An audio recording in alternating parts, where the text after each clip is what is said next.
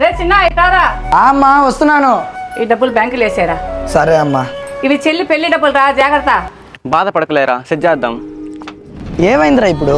రే ఈ మ్యాచ్ కూడా ఓడిపోయారు, రేపటికైనా డబ్బులు పోతే మర్యాద చెప్తున్నా. అందుకే చెప్పారా బెట్టింగ్ ఇవన్నీ వద్దని. సర్లే రారా బ్యాంకుకి వెళ్ళొద్దాం. అరే ఈరోజు సండే సెలవురా. ఒరే సండే అని మర్చిపోయారా? మా అమ్మ అకౌంట్లో 80,000 డిపాజిట్ చేస్తానని చెప్పి డబ్బులు తీసుకొని వచ్చినాను రా.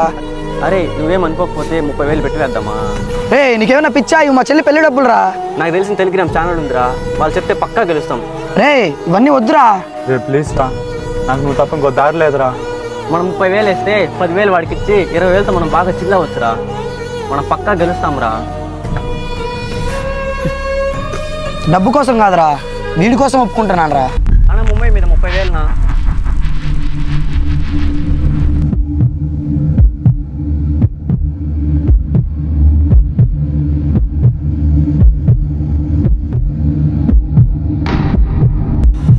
అరే మ్యాచ్ ఓడిపోయాం రా.